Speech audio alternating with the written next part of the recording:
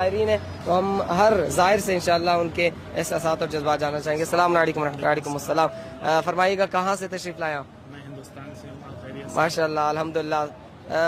بتائیے گا پہلا سفر ہے پہلے بھی آ چکے؟ یہ میرا دوسرا اربعین کا دوسرا سفر ہے اور مشی میری تیسری ہے۔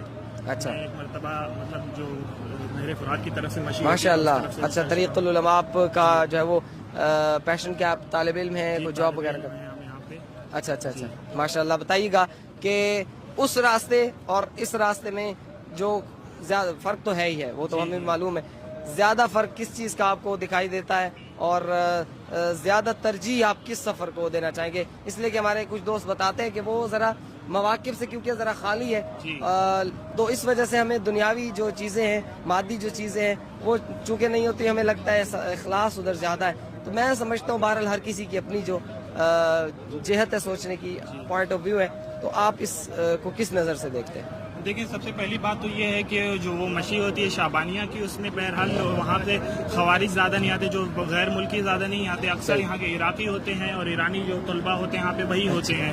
تو وہاں پہ اس وجہ سے بھی انسان کو لگتا ہے کہ کم ہوا ہے، لیکن ایسا کچھ نہیں، بلکہ دل کی بات ہے، انسان کے خلوص کتنا بڑا ہے یہ دیکھتے ہیں۔ آپ گھر میں یہاں پہ بلا کے کھلائیں یا موقف لگا کے کھلائیں، قبول مولا کرنا ہے، انسانوں کا نہیں ہے بہرحال یہ چیزیں، لیکن یہاں پہ ایک الگ رونق رہتی ہے کیونکہ تمام غیر ملکی لوگ بھی آتے ہیں، اس چیز کو دیکھتے ہیں۔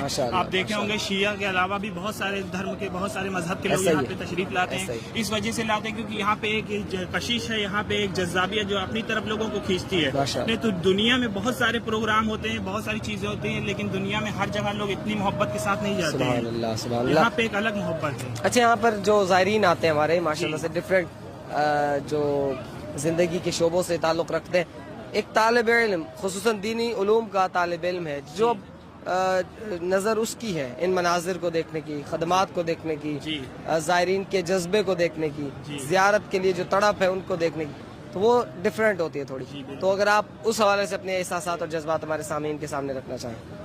جی، ہمارے سب سے بڑی بات تو یہ ہے کہ جیسے یہاں کے لوگ عام طور پہ لوگ خدمات کرتے ہیں اور طالب علم جو ہوتے ہیں وہ بھی اپنے درسیات سے ان کو جب چھٹی ملتی ہے تو وہ بھی فوراً خدمات کے لیے نکل جاتے ہیں، خدمات کے لیے چلے آتے ہیں۔ وہ لوگ وہ بھی چاہتے ہیں کہ جس طرح یہاں پہ عراقی اور دوسرے لوگ بھی خدمت کر رہے ہیں اس طرح ہمیں بھی موقع ملے، اس طرح بھی ہم لوگ بھی چاہتے ہیں خدمت کریں۔ بالخصوص ہم تو یہ سوچتے ہیں کہ جو ہمارے غیر ملکی لوگ ہندوستانی، پاکستانی اور دیگر ممالک سے آ رہے ہیں تو ہم بھی ان کی اس طرح خدمت کریں کہ ہمیں بھی لگے کہ ہم یہاں پہ خادم کے طور پر ہیں، نہ کہ طالب علم۔ سلامت رہے، سلامت رہے۔ ہر کوئی زیارت کی طرح خدمت میں بھی بڑھ چڑھ کے حصہ لیتا ہے۔